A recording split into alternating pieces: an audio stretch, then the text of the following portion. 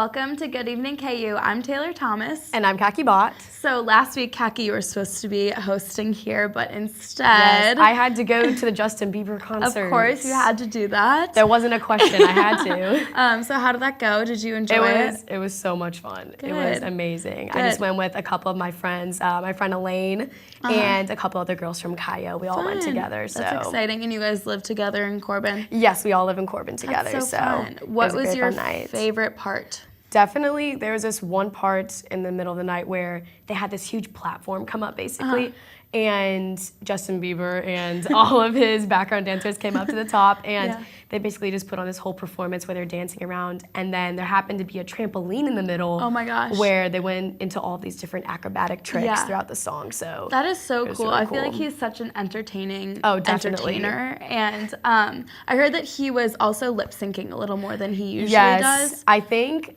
Definitely because there was so much more dancing going on in the show that they had to incorporate it in that way. So you could keep up with everything. That must be exactly. so exhausting. Oh, definitely. Yeah. I think that he's getting worn down. Oh, I'm sure. Just from all of the different trips around the world with all these different world tours and concerts.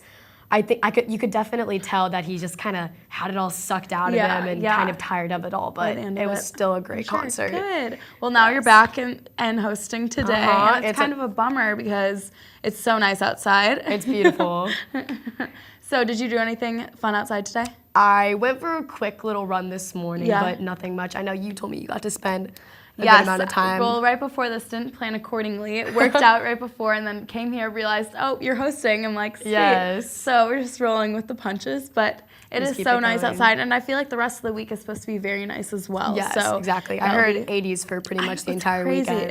It's the end of April, and it's so nice. Exactly. But in other good news, we heard that the number 3 recruit, Josh Jackson, is coming here next year. He's going to be a player on our basketball team. Yes. So exciting. It's very exciting. And also, 2 of his other freshmen that are coming as well are huge. So hopefully we'll have a really good team. And Zvia's coming back. Zvia's coming back. He's not going to play professionally, so that's more fun for him. I feel like to have another year as well. So hopefully big things coming next year. We hope so. Fingers crossed. And in other news, you guys have Monmouth next week. Yes, not this weekend, but the next upcoming weekend. Yes. So I'm really excited for that. And that's Pi Phi and Kappa. Yes, Pi Phi and Kappa together. That's so fun that you guys combine that as well. Yes, exactly. It's awesome. And I know that you have Derby Days coming up this weekend as well. Yes, we have Derby, and then Sigma Chi's Derby Days, the whole week event. Yes, there is a philanthropy event for the entire week. Yes. I'm so excited for all the events every single night. There's bubble soccer this year, and I'm so excited. I think that's on Monday, so it'll be very, very exciting to do that. So we're going to be pretty busy for the next couple of weeks, pretty much. Absolutely. It seems like by. Yes, the whole rest of the year is definitely going to fly by so quickly, just with all the different events, and it's very exciting though. Yes. But so we're looking forward to the rest of the next couple of weeks of school, and thanks for being here with us tonight. We're going to go to Bella Without Borders.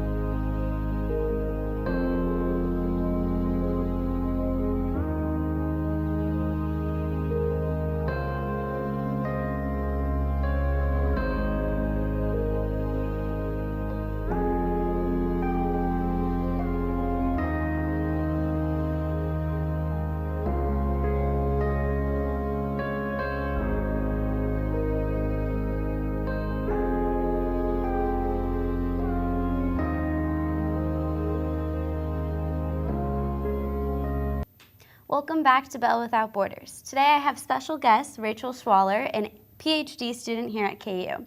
To jump right into things, there have been recent articles and videos giving Nigerian families hope that children kidnapped by Boko Haram are still alive. Lined up against a yellow wall, 15 girls, only their faces showing. An off-camera voice asks each girl, "What's your name?" Is that the name your parents recognize? Where were you taken from, the voice asks. Chibok School, and the date they say is the 25th of December, 2015. This video was obtained by CNN from a person close to the negotiations to get these girls released. For the parents, it's finally a glimmer of hope these girls are still alive.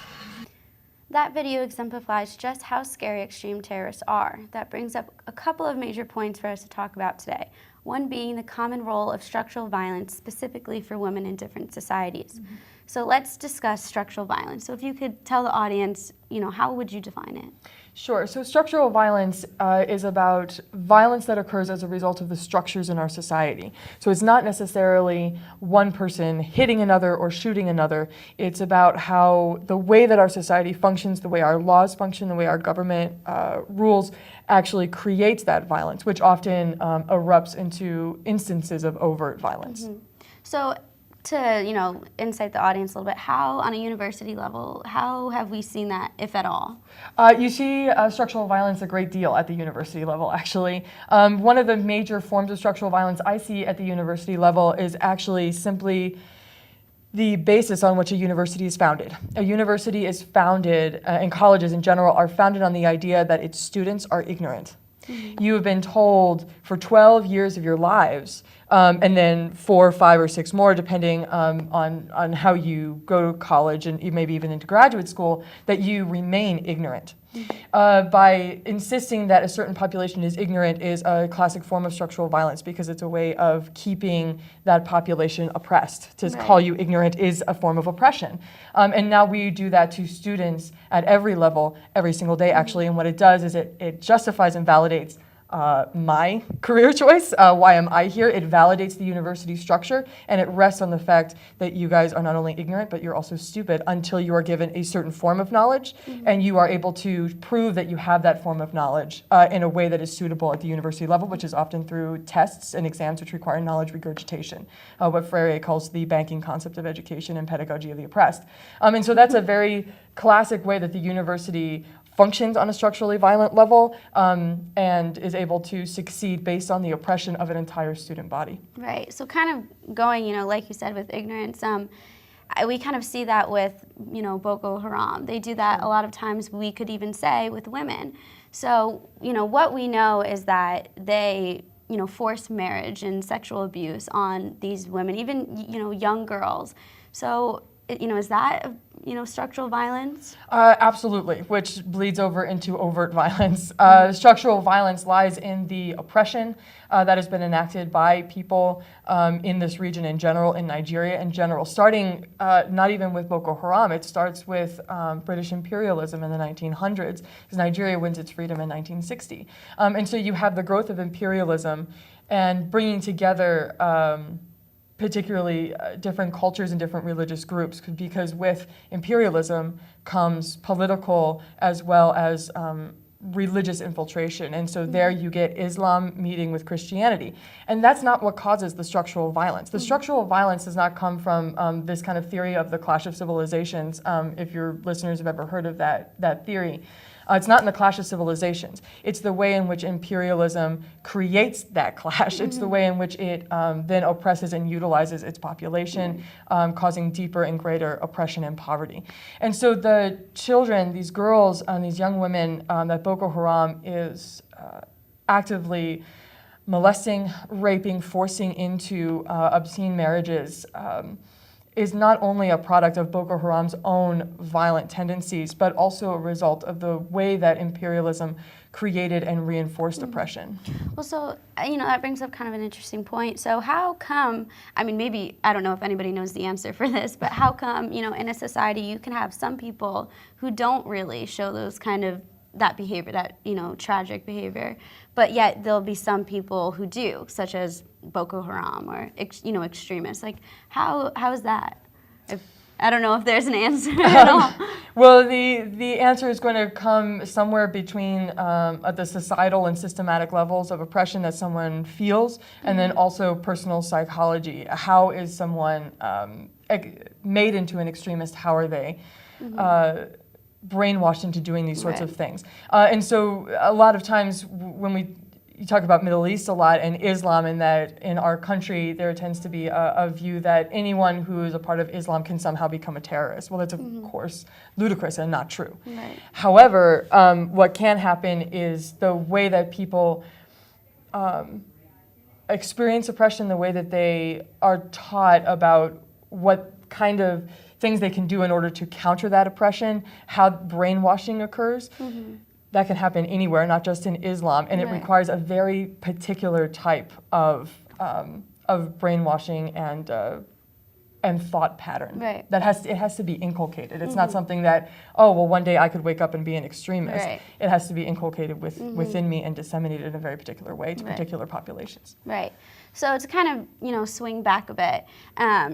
To talk about non-violent peace movements a little bit, and so something like Boko Haram, they're doing such horrific things, and so how could you expect a society to be, I wouldn't even say forgiving and would want non-violent peace, because we see so often that people like to retaliate and then it's violent all over again. Yeah, so definitely violence begetting violence. One of the assumptions that's made about nonviolent peace movements is that they are passive and that they are trying to forgive. A nonviolent peace movement is not necessarily seeking forgiveness. They're seeking understanding, which Hannah Arendt says to understand is not to forgive. And so forgiveness is not necessarily what we're going for. King, Gandhi, we're not necessarily reaching for, let's forgive these people and do nothing. Instead, what they were looking for was a way to stop the cycle of violence and to stop that propensity for a continuation of violence, and to confront without then causing a reconfrontation. Right. Well, thank you so much for coming on the show. Is there anything else you'd like to add?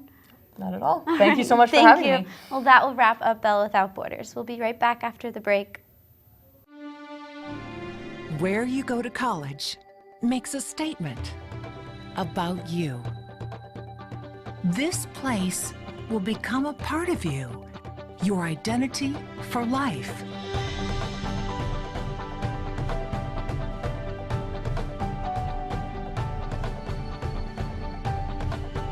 The University of Kansas, a great place to be you. Welcome back. I'm Chandler Leonard. And I'm Julie Nordham. This is your Good Evening KU News Update. Despite a promise from Donald Trump, the United States will not be bringing back any type of enhanced interrogation techniques, including waterboarding. Central Intelligence Director John Brennan told NBC News on Sunday that he would not support any questionable practice, even if a new president demanded it.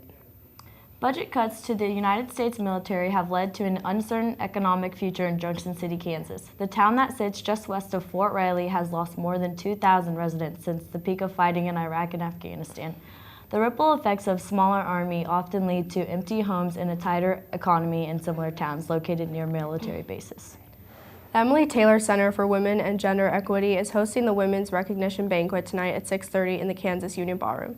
KU will recognize outstanding faculty, staff, and students at this annual event in addition to previously announced Kansas Women's Hall of Fame honorees. Two 6-year-old boys took a pickup truck for a joyride before running into 5 other vehicles and 2 mailboxes. The truck belonged to a parent of one of the boys who was taken to Wichita Hospital with minor lacerations. Newton, Kansas police reported that the joyride ended for good when they had rammed another truck and couldn't get loose. Demolition crews began dismantling the Birds Union this week. According to the University Daily Kansan, the entire project will last 2 to 3 weeks. The Birds Union served the KU campus for 33 years. Top high school basketball prospect Josh Jackson used his Twitter account this week to announce that he will be coming to KU next year. The 6' 7" shooting guard posted a picture of himself wearing a KU jersey and added the line, "Next year I will be attending Kansas University." And that will wrap it up for today's news update. Please keep watching, and Warren will be here with the weather.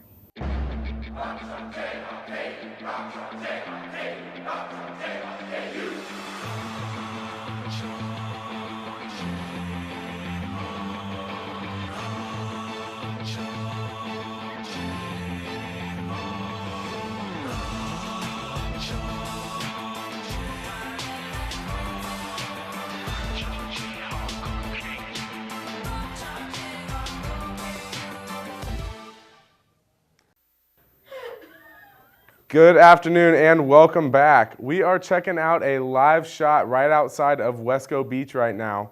We are looking at temperatures right around 75 degrees. Today's shaped up to be an awesome day. We are going to see temperatures drop as we head into tonight, as we're looking at our nighttime low right around 45 degrees. The nice thing about this is our winds finally have died down to right around 5 to 10 miles per hour. And this will carry on into tomorrow as we look at another awesome day right around a high of 73 degrees. It's going to be beautiful. Those winds have calmed down finally, mostly sunny skies. And this is going to continue on into the weekend as we look at Friday.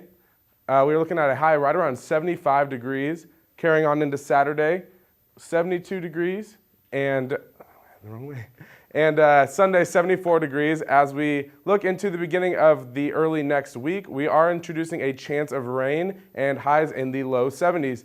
That is all we have for you today on this week's edition of Good Evening KU. Make sure you follow us on Twitter at Media Crossroads, and we'll see you next week, Wednesday at 5.